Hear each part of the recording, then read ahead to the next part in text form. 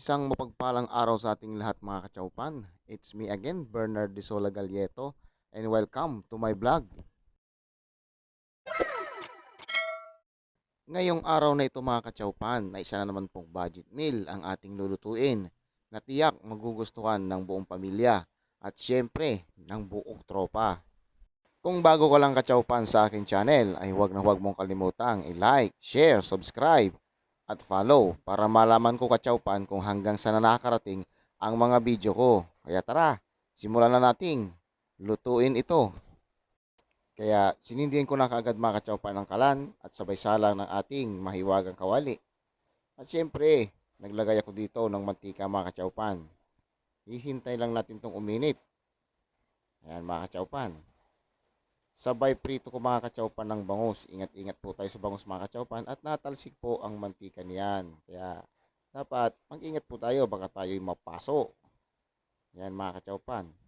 Babalik-balik lang natin yan hanggang sa maging golden brown yung ating piniprito. Pag okay na mga kachaupan na ganyan ang kulay, ay hahanguin na natin yan syempre. Dalawang pirasong bangus yan mga kachaupan kaya medyo marami-rami. Sinod ko mga kachaupan dito yung kanyang katawan. Yan mga kachaupan.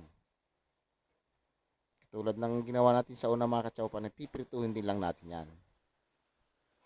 Siyempre mo natin babalik rin kaagad pag hindi pa masyadong luto kasi madudurog yan. Yan lang mga kachaupan. Mga ilang minuto mga kachaupan ay pwede na itong hanguin. Yan mga kachaupan. Kaya isa-isa kulit itong isa-set aside. Yan mga kachaupan. Yan lang mga kachaupan hanggang sa matapos. Sinunod ko dito mga kachaupan ay magpiprito tayo ng talong. Yan mga kachaupan, no? Sariwang sariwa po yung talong mga kachaupan. Iprituin lang natin yung mga kachaupan hanggang sa tamang-tamang luto lang. Yan. Siyempre babalik-balik rin natin para maging pantay ang pagkakaluto ng mga ito.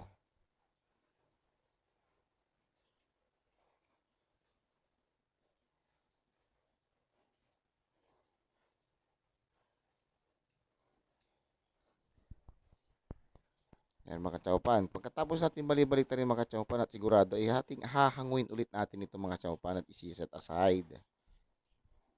Yan mga kachaupan.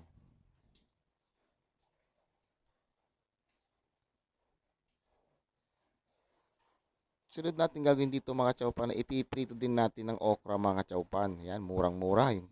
Iprituhin lang natin itong okra mga kachaupan hanggang sa matapos. Ganyan lang mga kachaupan.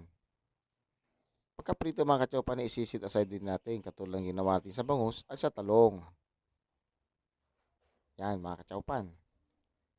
Napakadali na ng lutong ito mga kachaupan at sigurado magugustuhan nyo ito. Yan mga kachaupan, tapos na. Doon sa ating pinagpritohan mga kachaupan ay nagbawas ako ng konting mantika sabay naggisa ko ng sibuyas. Yan mga kachaupan. At bawang. Hahalo-haluin lang natin yan mga kachaupan hanggang sa maging golden brown. Sabay gisa mga kachaupan ng 3 pirasong kamatis. Hahalo-haluin lang natin ito mga kachaupan hanggang sa magisang maigi ang ating kamatis mga kachaupan. At nagdagdag na ako dito mga kachaupan ng mga panlasa katulad ng asin, bitchin, pamintang durog. At syempre hinalo-halo ko para syempre lumasa yung ating mga sangkap nilagay sa kamatis. Yan mga kachaupan. Makalipas ng ilang minuto mga kachaupan ay gisang-gisa na ang ating kamatis. Kaya nilagay ko na yung ating piniritong bangus. Yan mga kachaupan. Nilalagay ko na po isa-isa. Yan lang. Diba mga kachaupan, madaling lutuin lang. Kasunod yan mga kachaupan ay naglagay ako ng artificial na gata ng nyog, ang Coco Mama. Yan. At sabay nilagay ko mga kachaupan yung ating mapiniritong okra. Ganon din mga kachaupan, nilagay ko na din dito yung ating piniritong talong. Di ba mga kachaupan, sosyal ang ating ulam sa araw na ito. At naglagay din ako dito mga kachaupan ng 3 pirasong siling green pampadagdag aroma. At syempre mga kachaupan, itatakpan muna natin yan ng mga 1 minuto hanggang sa kumulo. Syempre hahalu-haluin lang natin ng bahagya. Yan mga kachaupan. At pagkatapos niyan mga kachaupan ay atin niyang titikman mga kachaupan ayon sa ating panlasa. Yan mga kachaupan. Siyempre para sa akin ay panalo mga kachaupan. Sa ganitong punto mga kachaupan ay luto na po ang ating ginataang bangos na may halong pritong okra at pritong talong. Napakasimple lang 'di ba mga kachaupan? Kaya ano pang hinihintay natin mga kachaupan? Tara, sabay nyo na akong kumain. Maraming salamat.